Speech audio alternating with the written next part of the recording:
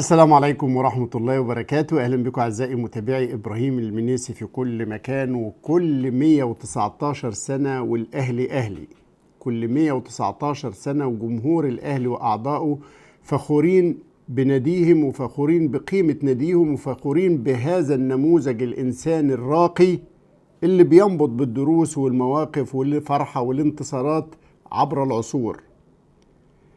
ما في أبدا فكرة نشأت على أرض هذا الوطن الغالي استمرت بالقوة والحيوية والنجاح والتفوق والقيم والمثل والتأثير في محيطها الملهم لكل اللي حواليه أكتر من فكرة النادي الأهلي.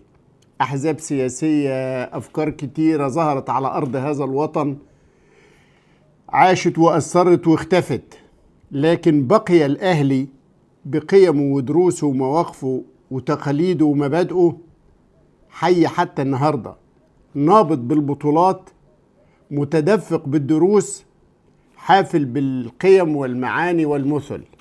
عشان كده وانت بتحتفل ب 119 سنة للأهلي لازم تبص للمشهد الكروي.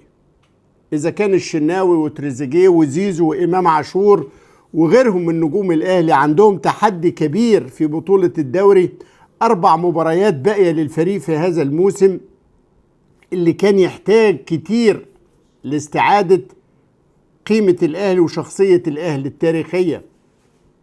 إذا كانوا في هذا الموقف اللي الكابتن سيد عبد الحفيظ بيكلمهم فيه على الأهلي وتأثيره، وإنه لن يبقى في الأهلي إلا من يقدر الأهلي، لن يبقى في الأهلي ويستمر في الأهلي إلا من يشعر بقيمة الأهلي. الأهلي محتاج هذا النموذج، محتاج هذا النوع من البشر اللي يقدر القيمة واللي يحافظ على النعمة. الأهلي نعمة كبيرة. لما أبص من 119 سنة وأشوف الآباء المؤسسين اللي اجتمعوا عصر يوم جمعة في 24 إبريل 1907 علشان يفكروا في هذا المولود الجديد، لما بعد كل هذه السنوات يبقى عندك هذا العدد الهائل من البطولات، لما تكون في كرة القدم وحدها انت الأول على العالم حصدا للبطولات يبقى وراك سر. لما بعد 100 سنة من سماح الأهلي للمرأة المصرية بممارسة الرياضة في مصر ويكون النادي الرائد في الوطن العربي اللي يسمح للمرأة بدخول نادي وممارسة الرياضة، وامبارح يتوج فريق الأهلي للبنات بالرقم القياسي المبهر في الكرة الطايرة الأفريقية والمحلية، يبقى في سر.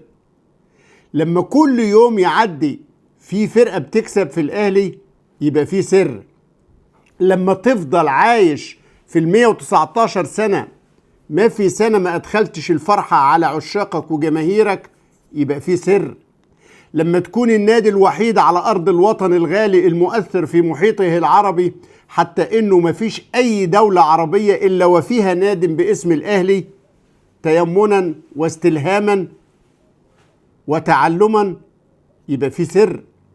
لما يحبك الطفل الصغير والرجل الكبير، ويحبك العالم الجليل ويحبك المطرب الكبير، لما يحبك العامة، لما يؤسسك النبلاء وخيرة المجتمع المصري في بدايات القرن الماضي، ثم يتلقف فكرتك عامة الشعب من البسطاء والفلاحين والعمال والأساتذة والعلماء والدكاترة والطلبة، يبقى وراك سر. يؤسسك النبلاء وأثرياء الوطن ويتلقفك ويرعاك ويهتم بيك ويفرح بك ويفخر بك عامة الشعب. انت فعلا نادي الشعب. ليه؟ لما بقول السر في كده ليه؟ بصوا يا جماعة، انتوا متخيلين مبنى يتبني بأساس كويس؟ هي دي الفكرة، التأسيس، ان انت من البداية حطيت أساس صح قوي لهذا الكيان، تأسس على قيم وأخلاق ومبادئ ورولز، قواعد اتأسست عليها.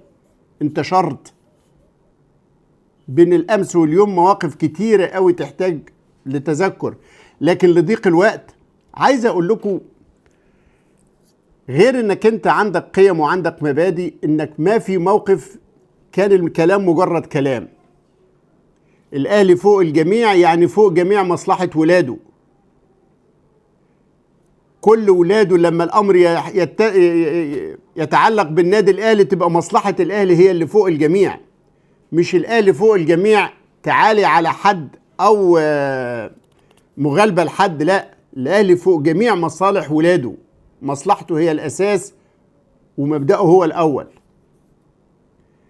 يا جماعة، عظماء الاهلي اللي اسسوا هذا النادي العظيم بجد اهدوا المجتمع المصري النموذج الملهم الناصع والفكرة النقية النابضة.